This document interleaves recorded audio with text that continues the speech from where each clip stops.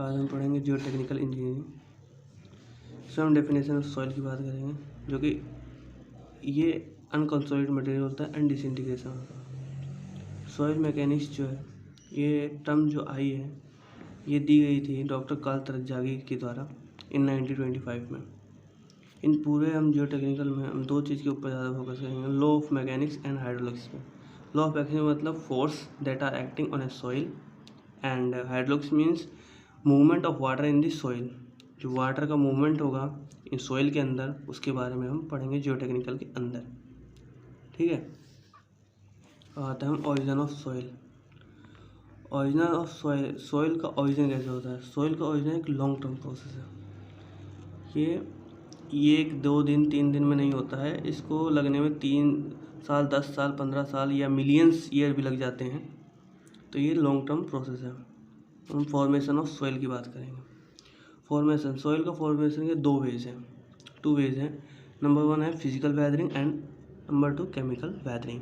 Physical weathering में आते हैं हम। तो फिजिकल वेदरिंग में 3 टाइप्स के होते हैं फिजिकल वेदरिंग। इस नंबर 1 होता है thermal stresses, number 2 freezing and throwing, और नंबर 3 है बायोलॉजिकल वेदरिंग।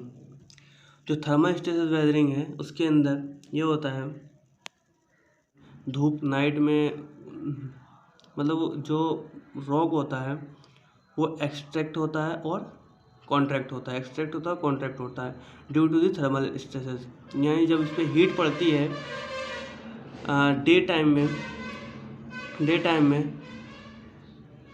रॉक का रॉक जो है नाइट टाइम में वो कॉन्ट्रैक्ट हो जाता है, और यही एक्सट्रैक्शन और कॉन्ट्रैक्शन से डिसइंटीग्रेट हो जाता है, पार्टिकल डिसइंटीग्रेट हो जाता है। और फ्रीजिंग एंड थॉइंग का मतलब ये है कि जब बारिश पड़ती है, जब बारिश होती है किसी एक रॉक के ऊपर, ये भी जो है लॉन्ग टर्म प्रोसेस है। जब बारिश पड़ती है किसी रॉक के ऊपर, उसमें गड्ढा रहता है, उसके अंदर पानी भर जाता है, तो दिन के समय में तो पानी भरा रहता है, और रात में जो है वो फ्रीज हो जाता है। फ्रीज होने के बाद वो जो है एक्सपांड हो जाता है, उसका एक्सपांडेशन हो जाता है, और फिर जब वो दिन होता है, दिन होने के बाद फिर वो जो है कॉन्ट्रैक्ट हो जाता है। और ये कॉन्ट्रैक्ट और एक्सपांशन और कॉन्ट्रैक्शन, ये जो है इससे क्या होगा कि रॉक टूट जाएगा, रॉक। और तीसरा होता है बायोलॉजिकल। बायोलॉजिकल में क्या होता है? बायोलॉजिकल वेदरिंग में जो रूट्स होते हैं, ट्री के जो रूट्स होते हैं वो बढ़ते हैं, जब बड़े होते जाते हैं, बढ़ते जाते हैं, तो जो रॉक टूटती है, वो टूटती रहती है, उसे ही हम क्या कहते हैं? Biological weathering. उसके बाद हम बायोलॉजिकल वेदरिंग, इसका मतलब क्या होता है? As there is no change in chemical composition. जो फिजिकल वेदरिंग होती है, फिजिकल वेदरिंग में कोई भी केमिकल कंपोजिशन नहीं होता है, उस केमिकल कंपोजिशन में चेंजेस नहीं आते हैं, खाली सी उसके फिजिकल प्रॉपर्टीज़ में चेंजेस आते हैं। मतलब ये जो शो करता है, it is showing same behaviour as that of parental rock. ये जो फिजिकल वेदरिंग के द्वारा जो रॉक टूटते हैं, केमिकल प्रॉपर्टीज चेंज नहीं होती है, ठीक है, उनकी प्रॉपर्टीज सेम रहती है, वो सेम बिहेवियर शो करते हैं। पेरेंटली रॉक का मतलब ये होता है किसी एक बड़े रॉक में से छोटे छोटे रॉक टूट जाएं और उनका कोई केमिकल कंपोजिशन, केमिकल प्रॉपर्टीज ना चेंज हो, सिर्फ फिजिकल प्रॉपर्टीज चेंज होती हैं। हम बात करते हैं जो इसका जो शेप होता है ब्रेक पार्टिकल का, जो पार्टिकल जो ब्रेक हो जाते हैं रॉक से, जो ब्रेक होते हैं पार्टिकल, उनका शेप जो होता है वो इलोंगेटेड पार्टिकल होते हैं, राउंडेड पार्टिकल होते हैं, एंगुलर पार्टिकल होते हैं, फ्लैटेड पार्टिकल होते हैं। एंगुलर पार्टिकल वो होते हैं जिनका अपने साइज से लंबी साइज होती है, वो इलोंगेटेड पार्टिकल होते हैं। और जो राउंडेड पार्टिकल जो गोल होते हैं, जो छोटे छोटे टूटते हैं। और एंगुलर पार्टिकल जो होते हैं वो इफिशियंट, मतलब ट्राइंगुलर फॉर्म में ज़्यादा इफिशियंटली होते हैं। ट्राइंगल फॉर्म जो गिट्टी उट्टी देखते हो, वो एंगुलर पार्टिकल में आते हैं। और जो फ्लैट पार्टिकल जो एजेस हो, मतलब फ्लैट पार्टिकल में किसी भी चीज़ को काट सकते हैं। और इन सबको जो elongated particle, round particle, angular particle, flat particle जो ऑल कहते हैं, इसे बल्क कहते हैं। और बता दें ये रेसिडुअल,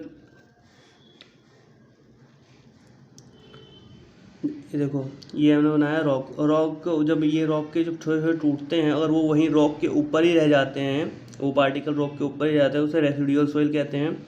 और जो पार्टिकल्स रॉक से टूट के कहीं और निकल जाते हैं उसे हम ट्रांसपोर्टेड सॉइल कहते हैं। ठीक है, उसके बाद हम बात करेंगे अब केमिकल वेदरिंग की। केमिकल वेदरिंग क्या होता है? ये ड्यू टू केमिकल रिएक्शन क्या है? जब केमिकल रिएक्शंस होते हैं किसी एक पार्टिकल में, किसी रॉक में, तो उनका जो है वेदरिंग होना शुरू हो जाता है। धीरे धीरे वो वेदरिंग होना शुरू हो जाता है और वो ख़त्म हो जाते हैं। और यही कैसे होता है? उस पार्टिकल के अंदर कार्बोनेशन होता है, ऑक्सीडेशन होता है, रिडक्शन होता है। फिर उनसे क्या होता है, ये इन सब का, इससे क्या होता है, पार्टिकल डिसइंटीग्रेट हो जाता है। जो केमिकल प्रॉपर्टीज है, डिसइंटीग्रेटेड मटेरियल की जो केमिकल प्रॉपर्टीज है, मतलब वो केमिकल प्रॉपर्टीज चेंज हो जाती है। अब बात करते हैं ओरिजिन ऑफ सॉइल की। अब बात करेंगे हम ओरिजिन ऑफ सॉइल क्या होता है। ओरिजिन ऑफ सॉइल एक साइक्लिक प्रोसेस है, जिसमें पहले हमारा इरोजन होता है, सेकेंड में ट्रांसपोर्टेशन होता है, फिर डिपोजिशन और फिर अपहीवल या अर्थ मूवमेंट होता है। इरोजन का मतलब होता है जब रॉक से पार्टिकल टूटते हैं, उनका जो वेदरिंग होती है, तो वो क्या करते हैं, इरोजन होता है, उनका डिसइंटीग्रेशन होना शुरू होता है। फिर वो जब टूट जाते हैं, टूटने के बाद वो फिर ट्रांसपोर्ट करते हैं। जैसे यहाँ पर है, जैसे यहाँ पर रॉक टूटने के बाद ऐसे नीचे जाएगा। ये पहले जो टूटना होता है रॉक का, उसे हम इरोजन कहते हैं। और फिर वो धीरे धीरे यहाँ आएगा, नीचे की तरफ जाएगा। फिर उसे हम क्या कहेंगे, ट्रांसपोर्टेशन कहेंगे। ट्रांसपोर्टेशन के बाद कहीं जाके वो डिपॉजिट होगा, यहाँ से जो जाएगा कहीं डिपॉजिट होगा। ये पार्टिकल जो टूटा है ये कहीं डिपॉजिट होगा, और डिपॉजिट होने को हम डिपोजिशन कहते हैं।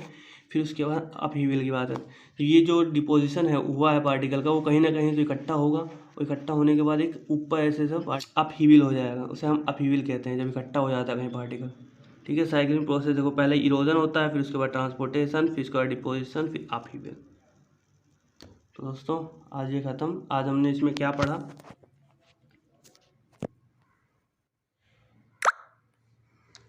हमने पढ़ा कि सॉइल की प्रॉपर्टीज़ क्या होती हैं, ओरिजिन क्या होते हैं, फॉर्मेशन ऑफ सॉइल पढ़ा है, फिजिकल वेदरिंग, केमिकल वेदरिंग।